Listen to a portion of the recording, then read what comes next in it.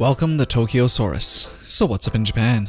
Actually, today is more like what's up at Netflix because they just announced 12 new anime series and one new film coming to Netflix, not just in Netflix Japan, but worldwide for everybody, which does include a few that is currently airing or about to be aired on Netflix Japan. We have Cannon Busters, Devilman Crybaby, Be the Beginning, Sword Guy the Animation, Aiko Incarnation, Lost Song, Real Akuma Series, Knights of the Zodiac Saint Seiya, Baki, Kakegurui, which is being aired right now, Fate Apocrypha, which is also being aired right now, and Children of the Whales. And if you didn't know already, the Godzilla anime film that is slated for later this year. So some of them listed you've probably heard of, but most of the other ones are newly announced titles that are getting people pretty hyped about Netflix's growing anime offerings that seems to be getting exponentially better year after year. Starting with Cannon Busters, which was originally an American comic book written by LeSean Thomas back in 2005. In 2014, he started a Kickstarter in efforts to try to get an anime adaptation started, along with Tim Yoon, who worked as a producer for shows like The Legend of Korra. It hit its goal, and people were wondering what was happening to the project after so much time has gone by. Now that it's coming out on Netflix, we don't have to fear about it flopping out on us. The series is about the adventures of a Sam, which is a royal class type of droid, joined by another weird discarded maintenance robot, along with a fugitive. Together, they try to find Sam's best friend, who is the heir to a powerful kingdom. But can we still consider it an anime? It is being animated by a Japanese studio, so I don't know, you tell me. Devilman Crybaby just released a new trailer along with this announcement, so definitely check that out. This series will be 10 episodes long and will be available globally spring of 2018. Be the Beginning is about a world of advanced technologies where we have a legendary investigator clash with a mysterious criminal organization. Production IG will be making the series, so you know it's going to look fantastic. This one will also be available in spring of 2018.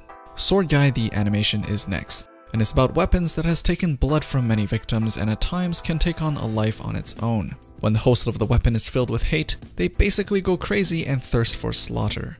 There's an organization that has fought these beings for centuries, and a young man named Guy is destined to live as a weapon. Action fantasy. This series, along with the rest, will come out spring 2018 as well. Aiko Incarnation is next.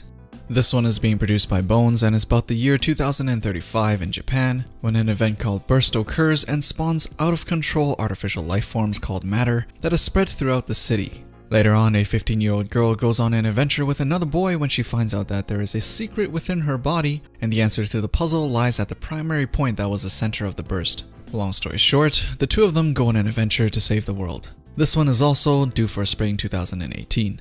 Real Akuma will be a stop-motion animation made by Dwarf and will contain 13 episodes. No release date is set for the series yet, so this one is in one of the more early stages of development.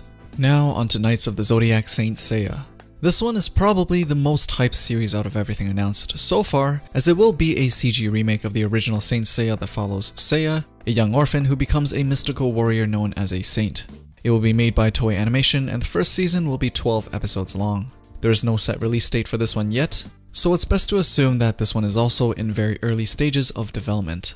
Baki is next and has been confirmed to get 26 episodes for Netflix, produced by TMS Entertainment.